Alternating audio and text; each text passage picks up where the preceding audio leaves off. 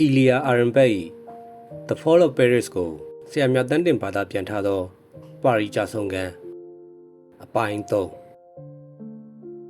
ဒီခုံမှာထိုင်မြဒီခုံအကောင်းတယ်မစ်ရှောကစိတ်အားထက်သန်စွာပြောလိုက်သည်သူတို့နှစ်ယောက်နိုင်ငံရေးစကားတွေပြောကြသည်ပီယာကဆိုရှယ်လစ်ခေါင်းဆောင်ဘီလက်ကိုချီးမွမ်းသည်မစ်ရှောကတိတ်ဆိတ်စွာနားထောင်၏မစ်ရှောမှာအသက်30ခန့်ရှိနေပြီကိုယ်လုံးတုတ်တုတ်ခိုင်ခိုင်သူ့မျက်လုံးများကတန်တရားဖြင့်ကြည့်တတ်သည့်မျက်လုံးမျိုးစီကရက်တဝက်ကိုနှကန်းတွင်တွဲလဲချိတ်ထားသည်ကောက်ထုတ်တစ်လုံးကိုစောင်းထားပြီးလက်တူအင်ကြီးကိုဝတ်ထားသဖြင့်လက်မောက်မှာကြောက်ဆူးနှင့်အသေးပုံထိုးခွင်းယုံများအတိုင်းသားမြင်ရ၏ရေတက်ထဲသို့ဝင်ခဲ့ဘူးသည်လုံသမားကောင်းတစ်ယောက်ဖြစ်တော်လဲအပြောပတ်ဆက်သဖြင့်စက်ယုံထဲတွင်သူ့ကိုလေးစားကြသည့်တိုင်ကြောက်ကြသည်ပီယာသည်မေရှောကိုလူကြီးတစ်ယောက်တစ်ဖွဲတလီတစားဆက်ဆံသည်ဘီလာ၏နောက်ဆုံးမိန့်ခွန်းနှင့်ပတ်သက်၍မေရှော၏သဘောထားကိုပီယာသိချင်သည်တို့ရတွင်မေရှောကဘာမှမပြောကြွေးကြော်သံတွေကိုတော့ခမရသဘောတူမှာပါဘာသဘောမတူစရာရှိလဲဗျပြည်သူတပ်ဦးရဲ့ကြွေးကြော်သံတွေပဲဟာဘီလကလည်းပိတ်သက်ကြအောင်စကားပြောတတ်တဲ့လူပဲဒါပေမဲ့ခမရသူ့ကိုမယုံဘူးပေါ့ကျုပ်ကမယုံတာမဟုတ်ပါဘူးပြည်သူတပ်ဦးကမယုံတာပါဒါပြည်သူတပ်ဦးရဲ့တရားဝင်သဘောထားပဲကျွန်တော်တို့ရဲ့အနေနဲ့ကတော့သူ့စီမှာကျုပ်နိုင်ကိုစိတ်ချက်လက်ချက်အပ်ထားခြင်းအပ်ထားမယ်ကျုပ်တည်အိတ်ကိုလည်းယုံယုံကြည်ကြည်အပ်ချင်အပ်မယ်ဒါပေမဲ့နိုင်ငံရေးကိုတော့ပုံပြီးမအပ်ရဲဘူးဗျခမရကိုကျွန်တော်နားမလည်ဘူးမေရှောဟောဒီကျွန်တော်တို့ထိုင်နေတဲ့ထိုင်ကုန်ဟာခမရခုံမဟုတ်ဘူးကျွန်တော်ခုံလည်းမဟုတ်ဘူးဒီခုံကစက်ယုံကပိုင်တဲ့ခုံတနည်းပြောရရင်စက်ယုံပိုင်ရှင်ကြီးဒဇာပိုင်တဲ့ခုံခုကျွန်တော်တို့ကဘုံကျဲလီရင်တွေအတွက်အင်ဂျင်ဆက်တွေထုတ်နေကြရတယ်ခုကျွန်တော်တို့ထိုင်နေတဲ့ထိုင်ကုန်လေးကိုတော့ကောင်းတယ်လို့ပြောနိုင်တယ်ဒါပေမဲ့တသက်လုံးကျွန်တော်တို့အရေးတော်အတွက်ဘဝပေးလာခဲ့တဲ့ဘီလာကိုတော့အကောင့်တစ်ချက်လေးမှတောင်မပြောနိုင်ဘူးရန်သူတို့သဘောထားနေတယ်ခုကျုပ်တို့ထိုင်နေတဲ့ထိုင်ကုန်ကဒဇာရဲ့ပစ္စည်းတစ်ခုတက်တက်တော့မဟုတ်ဘူးဗျဒဇာပလာတစ်ခုဖြစ်တယ်ကောင်းတဲ့ခုံတစ်ခုဖြစ်တယ်ဟုတ်တယ်ဒီခုံကိုကျုပ်တို့ခုမပိုင်သေးဘူးဒါပေမဲ့မနှက်ဖြတ်မှာကျုပ်တို့မပိုင်ဘူးလို့ဘယ်သူပြောနိုင်တယ်လဲဒါကြောင့်မို့ဒီခုံကိုကျုပ်တို့ထိမ့်သိမ်းဆောက်ရှောက်နေကြတာပေါ့ဗျာဒါပေမဲ့ခင်ဗျားပြောတဲ့ဘုံကျဲလီတွေကတော့တမျိုးဖြစ်လိမ့်မယ်ဗျဒီလေပြန်နေနဲ့ဘသူကတိုက်မှာလဲဘီလက်လိုလူဖို့တော့ဟုတ်တာပေါ့ရှင်းနေတာပေါ့ခုကျုပ်တို့ဟာဘီလက်နဲ့လက်တွဲနေကြတယ်ဒါတော့သူ့အကျိုးအတွက်ကျုပ်တို့အကျိုးအတွက်ဒါပေမဲ့ဘုံအကျိုးစီးပွားတစ်ခုကိုလုပ်ပြီးတဲ့နောက်မှာသူနဲ့ကျုပ်တို့ကလမ်းခွဲချရမှာပဲသူကပဲကျုပ်တို့ကိုသေရွန်းပို့မလားကျုပ်တို့ကပဲသူ့ကိုသေရွန်းပို့မလားဘသူကဘသူ့ကိုအရင်ပို့မလဲတော့မသိဘူးတခုတော့သိကြတယ်သူ့ကိုကျုပ်တို့အချိန်ကြီးကြောင်ပိတ်မထားနိုင်ရင်တနေ့မှသူ့တနက်ပြောင်းသွားကျုပ်တို့ပဲလှည့်လာမှာပဲဘလို့လဲကျုပ်ပြောတာလုံလောက်ပြီမို့လားကျုပ်သွားမယ်ဟိုက်ဒရိုလစ်ဖိစက်တွေကိုစစ်ရအောင်မယ်လှုပ်ဆင်းသည့်အခါတွင်ပီယာသည်အက်ကနီစီသို့လာခဲ့သည်တလန်လုံးမီရှို့၏စကားများကိုစဉ်းစားလာ၏စီးစာ၏အိမ်မက်တစ်ခုလိုလှပစမ်းကြဲလျက်နေခင်းတွင်အစွန်းအထင်းတွေဖြင့်ရုပ်ဆိုးနေသောအိမ်ဟိုအိမ်ဟောင်းများသည်မှိုင်းပြပြတောင်တန်းများနှင့်တူနေကြသည်အသက်အရွယ်ဝမ်းနည်းကြေကွဲမှုနှင့်ခက်ကြမ်းကြမ်းဆိုးထသည့်ပါဆိုးစည်းများကြောင့်ပုံပြက်ပန်းပြက်ရုပ်ဆိုးနေသည့်မျက်နှာများသည်စီးစာတွင်အလားကျက်သည်ကိုစောင့်နေကြသည်ရုပ်ကဘာကြီးသည်အနုပညာမှန်တမ်းဖြင့်မမ်းမှုတ်ထားတဲ့ကဲ့သို့ရှိနေတော်သည်မေရှော၏သဘောထားသည်ပြင်းထန်လွန်းသည်ဟုပီယာထင်သည်မေရှော၏အယူဆသည်မှန်ကောင်းမှန်လိုက်မည်တို့ရတွင်သူပြောသည့်အတိုင်းသာဆိုလျှင်ပြင်းเสียတိုက်ပွဲနှင့်အောင်ပွဲသည်လည်းငြင်းငွေเสียမေရှောမားနေသည်ဟုပီယာရုတ်တရက်ထင်လာသည်ဘီလိုက်သမိုင်းကိုပြန်ကြည့်လျင်သိနိုင်သည်ဘီလက်သည်ပြင်သစ်နိုင်ငံတော်ဂုဏ်ထူးဆောင်ပွဲကိုညှင်းခဲ့သည်မဟုတ်လောပြင်သစ်လူမျိုးကြီးဝါဒသမားများကသူ့ကိုဝိုင်းတိုက်ခဲ့ကြသည်မဟုတ်လောဘီလက်သည်ရန်သူနှင့်လမ်းတစ်ဝက်တွင်ဆစ်ဆက်သွားမည့်လူစားမျိုးမဟုတ်တန်ရာပီယာသည်မေရှော၏အယူအဆကိုကောင်းကောင်းနားမလဲသူတွေးခေါ်ပုံသည်ကြောက်ကမ်းမရန်ကြားမှစီးလာသည့်စမ်းကြောင်းကဲ့သို့ကောက်ကောက်ကွေ့ကွေ့နိုင်လွန်းသည်မေရှောသည်ပါရီမျိုးသားစစ်စစ်ပြီးသားသူပါရီမျိုးသားကတန်တရာကြီးလွန်းသည်တယူတန်လွန်းသည်ပီယာကတောင်ပိုင်းကရိုစီလွန်စပစ်ချန်ကြားတဲ့တွင်မွေးလာသူဖြစ်၏သူ့အဖေပပီနန်ကပုံနှိပ်တိုက်တိုက်မှဆက်သမားဖြစ်သည်ပီယာ၏ဇာတိတောင်ပိုင်းဒေသတွင်မြေကနီနီရဲရဲအလင်းရောင်ကဆူဆူရှာရှာကောင်းကင်ကပြပြလွင်လွင်ပြာသည်ကတင်မောဆေးကိုအရေးဖြော်ထားသည်နှင့်ပီယာသည်ဟားတိုက်ရည်တံကိုသဘောကျသည်စကားပြောလျင်လက်ဟန်ခြေဟန်ပြကဒေါနှင့်မန်နှင့် ငိုစရာရှိရင်လည်းအားရပါရမျက်ရည်ထွက်အောင်ငိုလိုက်ရမှာဗစ်တာဟူဂို၏ကြပြကိုသဘောကျသည်ဂျက်ကူပင်တပုံတွေကိုကားစင်တဲ့အသက်ခံရကနီးတွင်စိတ်လိုက်မှန်မှတရားဟောသလိုစကားပြောဖို့မျိုးကိုလည်းသဘောကျတတ်သည်ထင်းကလေးနေအောင်လှသည့်ရှူကင်းမြင်ကွင်းမျိုးကိုလည်းနှစ်သက်သည်လမ်းလျှောက်လာရင်ရိတ်တာလမ်းဘေးတစ်ဖက်တစ်ချက်တွင်ပေါက်နေကြသည့်တစ်ကြားပင်များကိုပြရမော့ကြည့်သည်တစ်ကြားပင်များကညူပြပြရီထဲတွင်ဝိုးတိုးဝါတာຫນွေဥပေါက်ဖြစ်၍ပရစ်တို့ဖူးစာပြို၏ဟုတ်တယ်ဒုနိုင်ရမယ်လူတွေကပျော်ရွှင်မှုကိုတောင်းတနေကြတာနှွေးထွေးတဲ့လက်တွေကိုတောင်းတနေကြတာချစ်ခင်မှုနဲ့ယုံကြည်မှုကိုတောင်းတနေကြတာလမ်းသွားရင်သူငငယ်တုန်းကဆက်ခဲ့သည့်ကြပြလေးတစ်ပုဒ်ကိုအမတ်ရလာသည်လေပြင်းတိုက်ဆဲ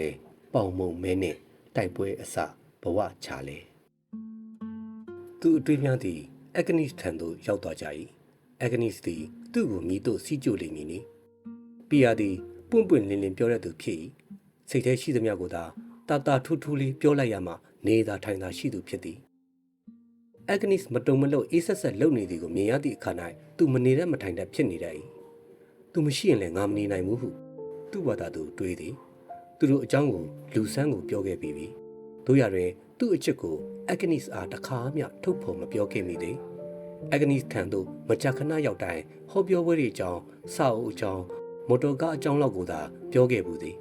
အက်ဂနစ်စာတင်သည့်အကြောင်းနှင့်သူ့တပည့်ကလေးတွေကိုအကြောင်းကိုမေးခဲ့ဘူးသည်ထိုစကားတွေပြောပြီးနောက်ရှေ့ဘာဆက်ပြောရမှန်းမသိတော့နှစ်ယောက်သားစကားမပြောကြဘဲတိတ်ဆိတ်စွာထိုင်နေရင်ပရင်းပေါက်ကိုလာရိုက်နေသည့်မိုးဆက်မိုးပေါက်များ၏အတန်ကို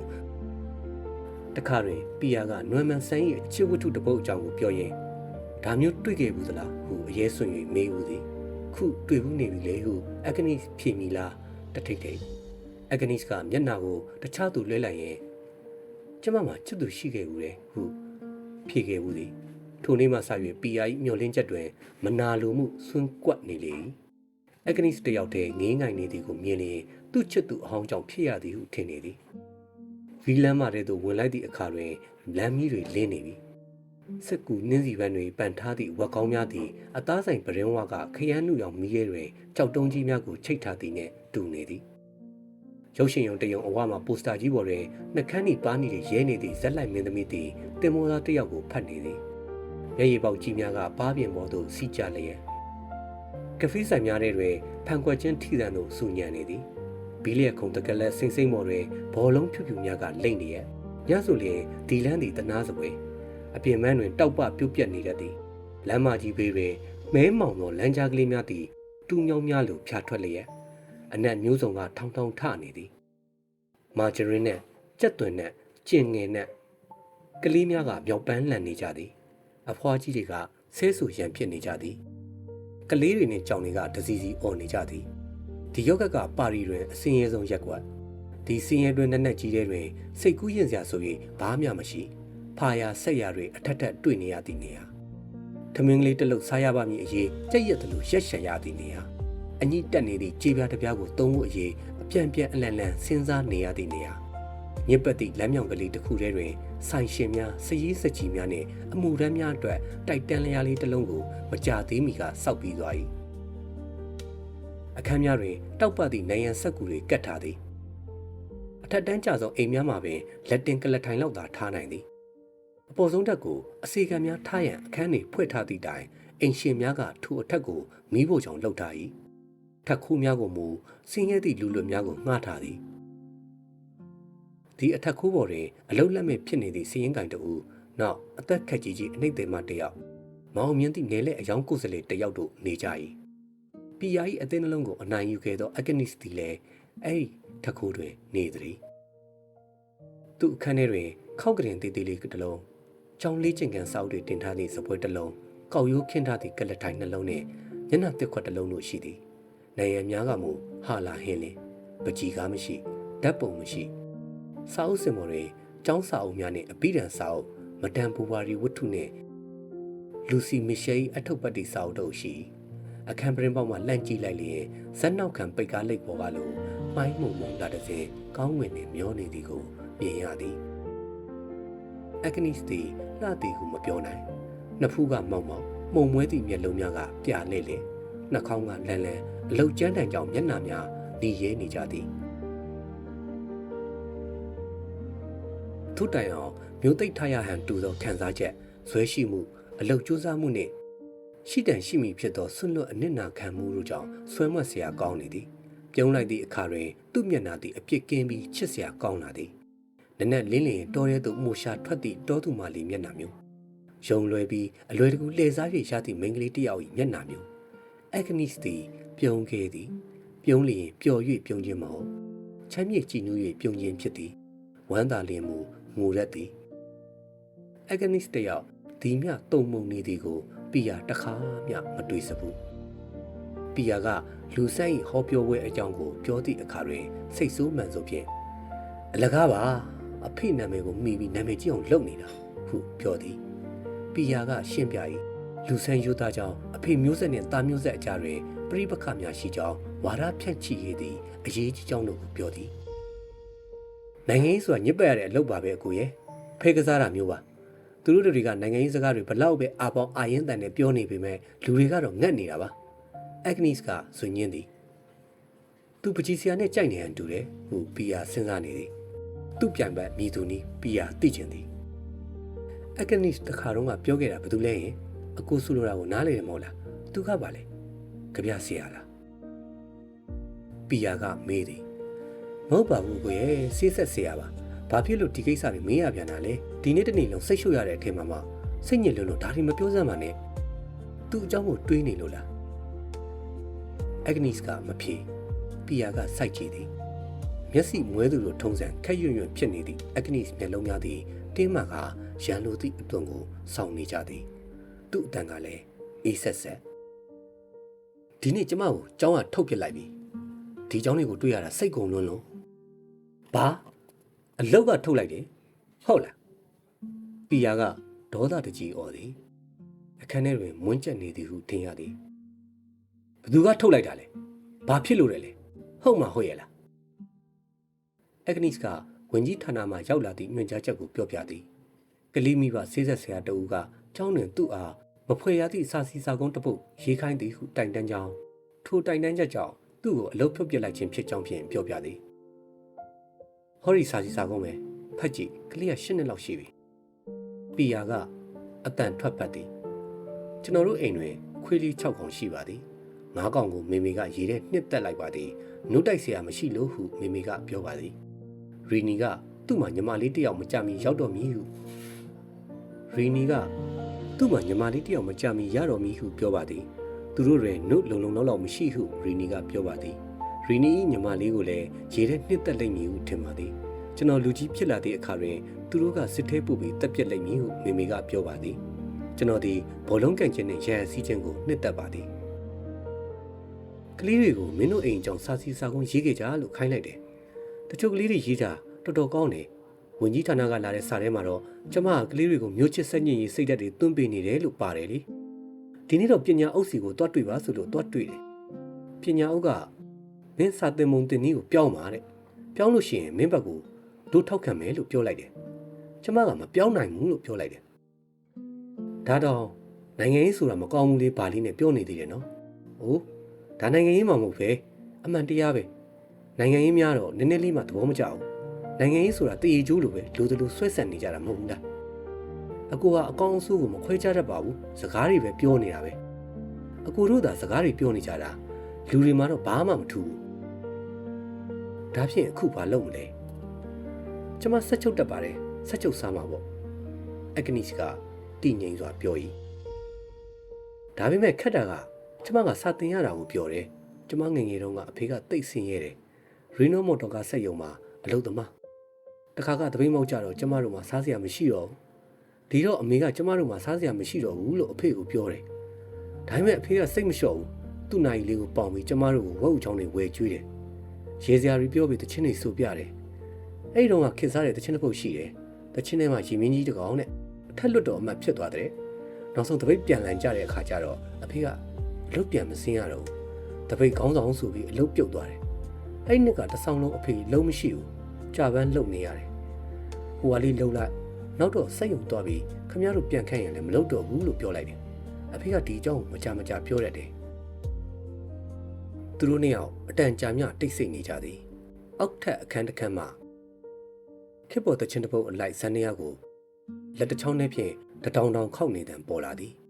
ပီယာကစပွဲဘေးတွင်ရက်ကចောင်းသားတစ်ယောက်၏လေ့ကျင့်ခန်းစာအုပ်ကိုငုံကြည့်နေသည်လူတစ်ယောက်၏စိတ်ကူးမျှော်မှန်းချက်ကိုဆွဲထားသည့်ចောင်းသားလေး၏ပကြည်လက်ရာကိုတွေ့ရသည်ပင်လယ်ပြာကြီးတစ်စင်းနှင့်လှေငယ်တစ်စီးပုံပီယာကအဂနိစ်၏လက်ကိုရုတ်တရက်လန့်ကင်သည်အဂနိစ်သူ့ချစ်ကိုဖွင့်ပြောဖို့ပီယာကြိုးစားခဲ့သည်မှာကြာလာပြီဘလို့စပြီးဘလို့တက်တည်ပြီးပြရမည်ဟုစဉ်းစားခဲ့သည်မှာအကြိမ်ကြိမ်ယခုသူ့ပါဇက်ကထွက်လာသည့်အခါတွင်မူသူ့အမိကိုခေါ်ယုံမြတာတချို့စကားလုံးတွေဘယ်ပြောက်ကုန်ကြပြီမသိတို့ရတွင်အဂနိစ်နားလေသည်ပီယာ၏လက်ကိုပြန်ဆုပ်၍အပြေပေးချစ်ရဲ့စိတ်ပင်ပန်းခဲ့ရတာကြာလာပါပြီ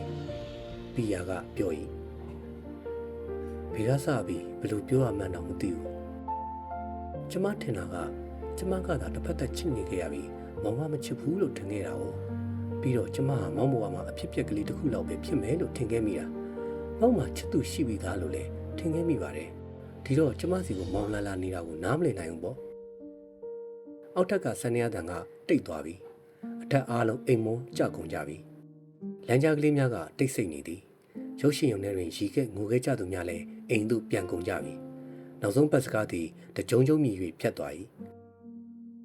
မင်းငိမ့်မှုမိကြံခဲ့သည့်မိအိမ်တစ်လုံးလိုလှတချမ်းပိတ်ကလေးသာလျင်အိမ်ခေါင်မိုးပေါ်တွင်တွဲလွဲချိတ်ကြံရစ်ခဲ့သည်ကြောင်အော်သံများပို၍ဆူညံလာသည်ပီယာသည်ရုတ်တရက်အမတ်ရလာ၏သူ့မှာရည်စားရှိခဲ့ဘူးတဲ့ဆေးဆက်เสียရတဲ့သူ့ကိုအလုပ်ပြောင်းအောင်လှန့်တိုင်နေသူကလည်းဆေးဆက်เสียရတဲ့အိုးဒီလူများဖြစ်နေမလားသူ့ကိုမကြိုက်တော့လို့ပြန်ပြီးလက်စားချီတာများလားတော်တော်ကြောက်စရာကောင်းတယ်လို့ပဲဒီစာစီစာကုန်းကိုရေးရကောင်းလားဆိုပြီးကလေးကိုများရိုက်သေးသလားမသိဘူးဆေးဆက်เสียဆိုတော့နှကမ်းမွေးခက်ဖြူဖြူတူနက်နက်ဘောင်းမီစင်ကြီးဝစ်လို့ဘောင်းမီစင်ကြီးကိုဝစ်လို့နေမှာနိုင်ငံတော်ကိုတစ္ဆာစောင့်သူကြီးတယောက်အနေနဲ့ပညာဥကိုတွတ်တိုင်ပါပဲအဂနိစာဒီလိုလူမျိုးနဲ့အတူနေခဲ့ရသေးရဲ့နော်ပီယာသည်ခေါင်းကိုက်ဝေဒနာခံစားနေသည်နဲ့ငြိမ်၍ကုတ်နေသည်မောင်ဘာတွေတွေးနေတာလဲဟိုလူအကြောင်းကိုတွေးနေတာ